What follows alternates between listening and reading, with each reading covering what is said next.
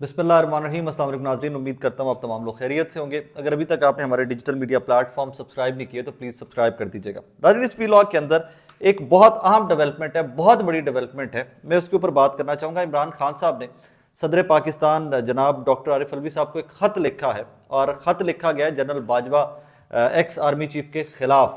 मैं उस ख़त की डिटेल्स आपके सामने रखूँगा इस व्लॉग में। और दूसरा, एक बहुत बड़ा यू टर्न मरियम बीबी ने लिया है कि जी हुकूमत हमारी है ही नहीं, मेरे चचा की हुकूमत है, मेरी तो है नहीं। ज़रा इसका थोड़ा सा पोस्टमार्टम करेंगे मरियम बीबी की स्टेटमेंट का कि हुकूमत है किसकी और हुकूमत किसकी नहीं है। Anyways, let's start with the letter.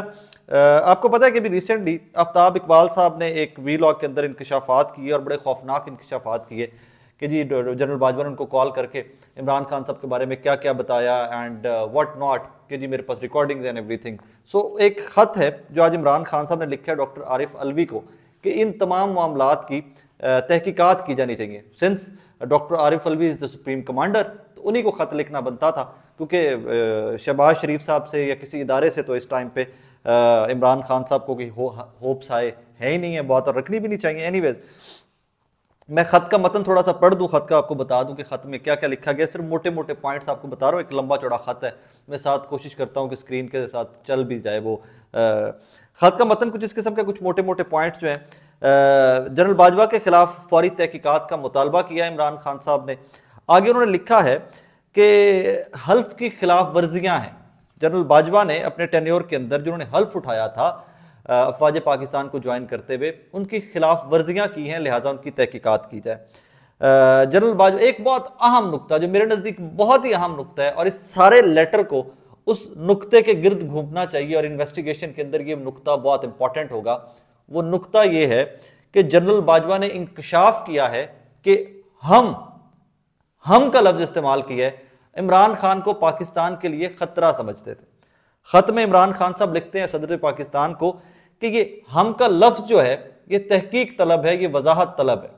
मतलब इसका कि क्या जब हम का लफ्ज जनरल बाजवा इस्तेमाल कर रहे हैं तो क्या इदारा, फौज सारी की सारी, या उनकी पॉलिसी ये थी कि वो इमरान खान को, जो मुझे इसकी समझ आई हम के लफ्ज की, क्या वो खिलाफ थे या चंद लोग थे इदारे के अंदर से जो जनरल बाजवा के की जो सोच थी उससे मुत्तफिक थे? क्या एक से ज्यादा दो लोग थे, तीन लोग थे, पूरा इदारा था? तो हम का लफ्ज जो इस्तेमाल किया गया ये बड़ा तहकीक तलब है और इसके ऊपर जोर दिया है इमरान खान साहब ने। एंड मुझे जाती तौर पे लगता है कि इस खत का मकसद भी सबसे बड़ा ये हम का जो लफ्ज है ना, इसकी तहकीक और वजाहत है।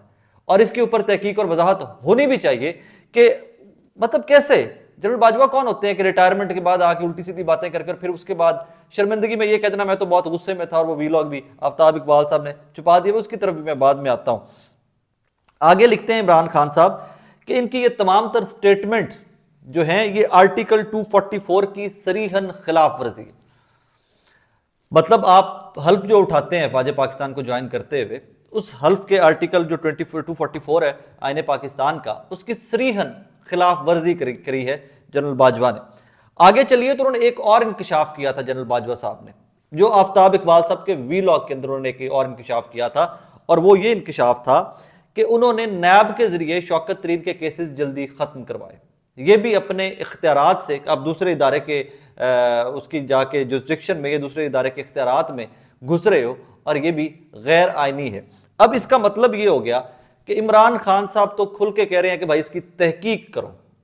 आप इस स्टेटमेंट की जो बाजवा साहब ने दी है कि उन्होंने नैब के जरिए शौकत तरीन साहब के केसेस जल्दी खत्म करवाए, तो जब इमरान खान साहब खुद कह रहे हैं कि इसकी तहकीक करो, तो इसका मतलब ये है कि ये इल्ज़ाम भी गलत साबित हो गया कि जो उन्होंने इमरान खान साहब के ऊपर लगाया कि मैंने इमरान खान के कहने के ऊपर शौकत तरीन के केसेस नैब से जल्दी खत्म करवाए। नंबर 2, इसमें बाजवा साहब सीधे सीधे फंसते हैं। आप कौन होते हैं केसेस खत्म करवाने वाले? आर यू चेयरमैन नैब? आप नैब के मुलाजिम थे या नैब के अफसर थे कि आपको कहा गया और आपने वो नैब को मैनेज करी? यू आर आर्मी चीफ, आपका इदारा अलग से है भाई। यू आर एडमिटिंग कि आपका इदारा आर्मी चीफ होते हुए आप हर जगह पे टांग घुसेड़ते रहे, हर जगह पे नाक घुसाते रहे। सो आप खुद से एडमिट कर रहे हो कि आपने हर वो गलत काम किया है जो कि आपको नहीं करना चाहिए था, और आप खुद से अपनी चार्जशीट अपने खिलाफ खुद लेकर आ गए हो। आगे वो चलते हैं तो वो कहते हैं कि जी नैब के जरिए शौकत तरीन वाला मामला ये मैंने आपको बता दिया। उसके बाद रिकॉर्डिंग्स कि मेरे पास जी इमरान खान की वो रिकॉर्डिंग्स है जिसमें वो कहता था कि नवाज शरीफ के साथ ये कर दो वो कर दो, और जब मैं उसको बताता था हमने ये कर दिया तो बड़ा खुश होता था एंड ऑल दैट। तो भाई आप किस हैसियत में रिकॉर्डिंग्स कर रहे थे वजीर आजम पाकिस्तान की? Who are you? मुझे ज़ाती तौर के ऊपर, क्योंकि इसके ऊपर इमरान खान साहब की स्टेटमेंट्स भी हैं, बाकी लोगों की स्टेटमेंट्स भी हैं, चलें आपके इंटेलिजेंस इदारे कुछ कर रहे हो रिकॉर्ड एंड ऑल दैट, तो वो हो सकता है पाकिस्तान की सलामती के लिए उनको हर चीज़ के इंफॉर्मेशन होना ज़रूरी होता है या पता नहीं, मैं उसको भी खैर वो भी मैं मुत्तफिक उससे भी गैर आईनी है, गलत काम है, मैं तो उससे भी मुत्तफिक नहीं हूँ।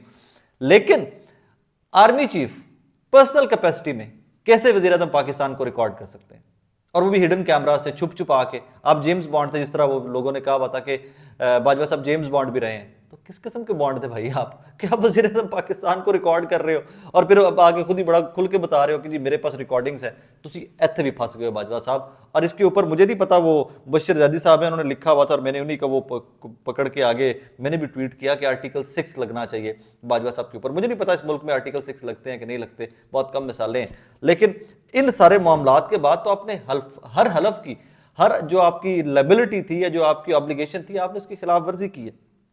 एक और बहुत इंपॉर्टेंट पॉइंट है जो इंटरनेशनली पाकिस्तान को बड़ा डैमेज किया था, जिसने, मैं उसकी वजाहत थोड़ी सी कर दूं आपको। अप्रैल 2022 के अंदर सिक्योरिटी कॉन्फ्रेंस थी, उसमें बाजवा साहब ने कहा था रशिया के खिलाफ हुकूमती पॉलिसी के खिलाफ, रशिया के खिलाफ आपने स्टेटमेंट दे दी थी। हुकूमती पॉलिसी एट दैट टाइम कुछ और थी पाकिस्तान की, और उस हुकूमती पॉलिसी को बनाने के अंदर भी बाजवा साहब इन्वॉल्व थे। बिकॉज इमरान खान साहब ने कहा कि जब मैं रशिया के टूर पे गया था तो तमाम इदारे ऑन बोर्ड थे, तो आपने खुद से ही हुकूमत पाकिस्तान की पॉलिसी के खिलाफ बयान दे दिया, इसकी भी इंक्वायरी होनी चाहिए। ये भी आपने हल्फ की और अपनी ऑब्लिगेशंस या जो आपको करना चाहिए था आपने उसके खिलाफ स्टेप लिया। आप कौन होते हैं हुकूमत पाकिस्तान के पॉलिसी के एंटी स्टेटमेंट दे के और चुप करके निकल जाने वाले? इसका नुकसान नाजरीन ये हुआ था कि एट दैट टाइम हमारे मामलात बहुत अच्छे हो रहे थे रशिया से। जो आज गुर्बत और महंगाई के चक्की में आप लोग पिस रहे हैं ना, इमरान खान ने वहां से तेल की डील मार ली थी रशिया के साथ।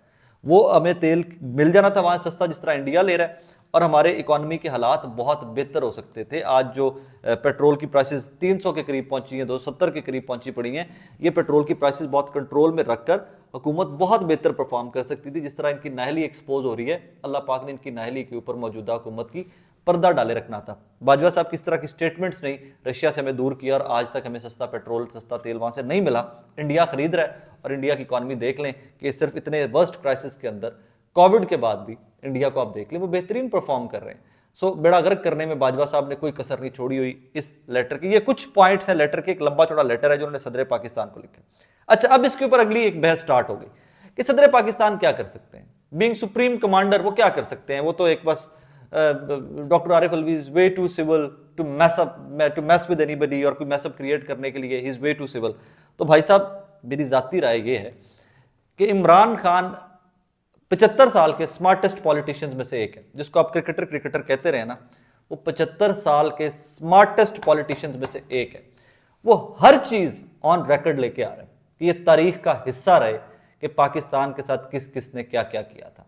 जनरल बाजवा के खिलाफ के लिखा गया खत, इसके ऊपर अमल दरामद होगा या नहीं होगा, तहकीकात होंगी कि नहीं होंगी, मुझे नहीं पता।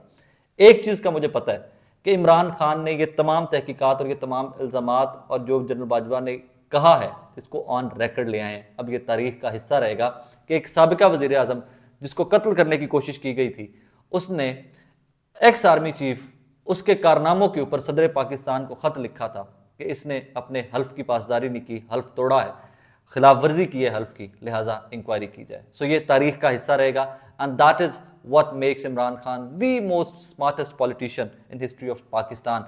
इस तरह के बहुत सारे एक्शन हैं जिनके आपको बाज़ाहिर लगता है कि इसका क्या हो सकता है, कुछ भी नहीं होना इसका, लेकिन वो चीज़ें रिकॉर्ड का हिस्सा बना रहे होते हैं उस टाइम पे, वो तारीख का हिस्सा बना रहे होते हैं। आज से 50 साल 100 साल के बाद भी जो गुमनामी की ज़िंदगी जनरल बाजवा गुजारना चाहते थे, तारीख उनको याद रखेगी, हमारे बच्चे भी आने वाले पढ़ेंगे कि एक्स आर्मी चीफ के खिलाफ ex prime minister of Pakistan ने उस वक्त के सदर पाकिस्तान को एक ख़त लिखा था कि इन्होंने अपने हल्फ की खिलाफ वर्जी की है, और इन्होंने ये पॉइंट्स है जिनके ऊपर, क्योंकि तारीख तो अब याद रखेगी ना इस खत को, it is part of the history now, this is documented.